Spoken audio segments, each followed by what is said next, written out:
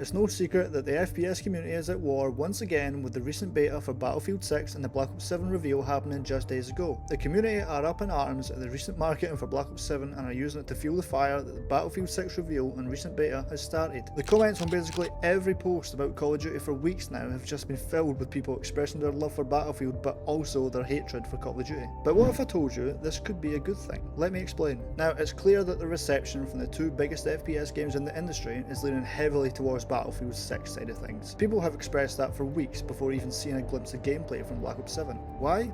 Honestly, I don't know. This is something that happens every year that a new Battlefield, or even any other FPS for that matter, comes into the market. The same happened with XDefiant. And while original opinions on the game were rather positive, once again, the so-called COD killer didn't in fact even leave a mark on COD whatsoever. This was for a few reasons, but the main one comes down to player engagement and retention. Where XDefiant had strengths, overall the strengths really just cast a brighter light on its flaws. So let's talk about Battlefield. There's no denying it. Battlefield from an in-game perspective looks incredible, from the sheer yet obvious graphical changes from 2042 and the art style that followed it, to also a more grounded approach to gameplay.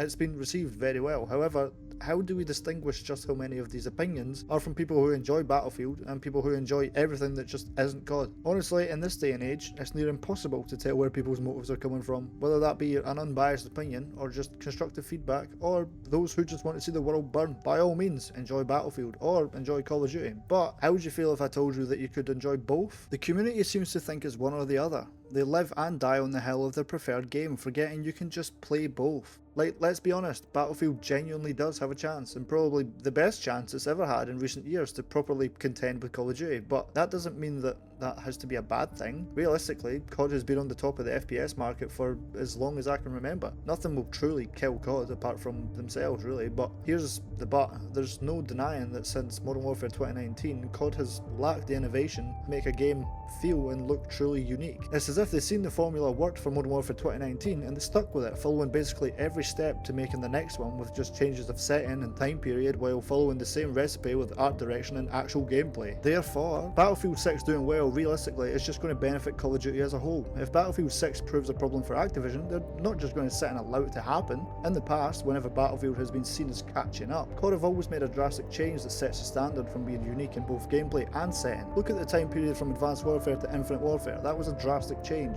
seen as a good thing at first, then quickly changed from the COD player base, and Sledgehammer went back to their roots with World War II, and they made a game back boots on the ground. Meanwhile, Battlefield players were getting sick of the whole modern and past era games, pushing them towards 2042, a great leap from their current strategy to try and fit in with the futuristic recipe that COD was following. But now, as a COD player, I'd be more than happy to see Battlefield succeed, and that's purely from a COD fan perspective of it. If Battlefield does well and revives the FPS scene, then that just makes me that much more excited and intrigued in seeing how COD come back and what they do to combat the Battlefield player base. It's forever going to be a never-ending battle between the two giants of the FPS industry, but to me that's a good thing. Success of one just spells for creativity and innovation from the other one. This is exactly what Battlefield 6 done to capitalise on the fatigued COD player base who are getting tired of the same setting, unfavourable microtransactions and crossovers that absolutely dissolve the time period that the game is supposed to be set in. For one to succeed, they do things at the time that the other isn't, hence starting the ripple effect of they're doing this and it's working, or they're doing this and it's becoming overdone, let's go back and see how it used to be and capitalise on the empty space. What do you think? Are you more leaning towards Battlefield 6 or Black Ops 7, and why? Or are you going to be playing both? The industry's in a unique position with the Microsoft acquisition of Activision. Just because you're leaning towards buying Battlefield 6, it doesn't mean that you have to completely miss out on Black Ops 7. If you have PC or an Xbox, you can play Black Ops 7 as part of your Game Pass subscription at no added cost. But as a whole, the FPS war will ever continue, but it doesn't always mean it's a bad thing for their franchises.